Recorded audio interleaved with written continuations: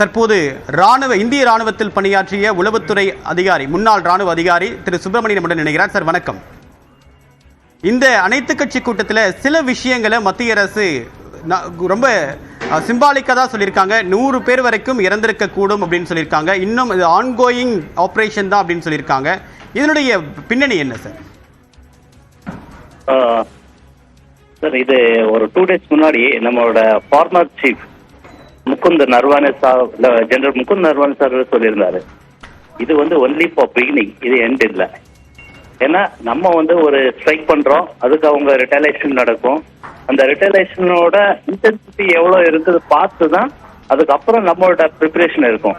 அவங்க எந்த இடத்துல அட்டாக் பண்றாங்க, நம்மளோட டேமேஜஸ் எவ்வளோ இருக்கும், அதை பொறுத்துட்டு அவங்களுக்கு தகுந்த பதிலடியே இந்தியா கொடுக்கும். அதை தான் இன்னைக்கு ஆல் பார்ட்டி மீட்டிங்ல டிஃபென்ஸ் மினிஸ்டர் ராஜ்நாத் சிங் எல்லாத்துக்குமே அதை இன்ஃபார்ம் பண்ணியிருக்காரு. அதனால இந்த ஸ்ட்ரைக் இது கம்ப்ளீட் ஆச்சு, இந்த ஆபரேஷன் கம்ப்ளீட் ஆயிடுச்சான்னா இல்ல, இட்ஸ் ஸ்டில் கண்டினியூ. இது முடிக்கிறதுக்கு இன்னும் கொஞ்ச நாள் ஆகும்.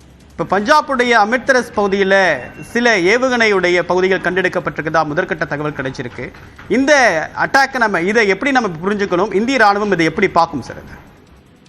சார், நம்மளோட ராணுவம் எல்லா இடத்துலயும் தகுந்த மாதிரி ஒரு கவச், அதாவது ஒரு ப்ரிப்பேர்ட்னஸ் போட்டு வச்சிருக்காங்க. அதனால நம்மளோட ஆன்டி மிசைல் டிஃபென்ஸ் சிஸ்டம் எல்லா இடத்துலயும் இருக்குது.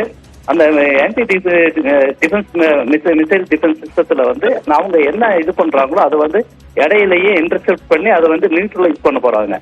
இது ஆல்ரெடி பஞ்சாப்ல இருக்கிற அமரிந்தர் சாஹிப் அந்த கோல்டன் டெம்பிள் அந்த ஏரியாவில் ஆல்ரெடி எக்ஸிஸ்டிங் இருக்குது. அந்த எக்ஸிஸ்டிங் இருக்கிற அந்த கவச் அங்கிருந்து அவங்க தாக்குன அந்த ஏவுகணையை ஸ்ட்ரைக் பண்ணி அதை நியூட்ரலைஸ் பண்ணியிருக்காங்க. இந்தியாவுடைய ஏர் டிஃபென்ஸை உடைக்க முடியுமா? பாகிஸ்தான்ல குறிப்பாக அந்த அளவுக்கு அவங்களுடைய வலிமையான அந்த டெக்னாலஜி அவங்ககிட்ட இப்ப இருக்கா?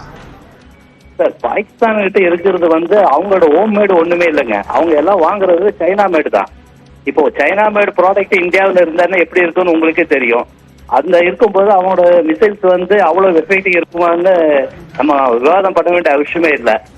அந்த இதை நம்மளோட anti defence missile system very strong.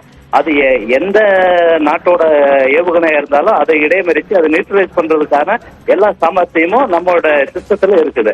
அதனால இதை பத்தி நம்ம இந்தியன் கவர்மெண்ட்டும் இந்தியன் பீப்புள்ஸ ஒரி பண்ணிக்க வேண்டிய அவசியம் இல்லை.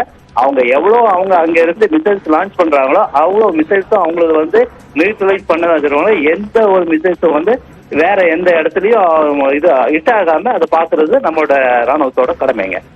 இப்ப உங்களுடைய விரிவான கருத்துக்களுக்கு மிக்க நன்றி திரு சுப்பிரமணியன் சார்.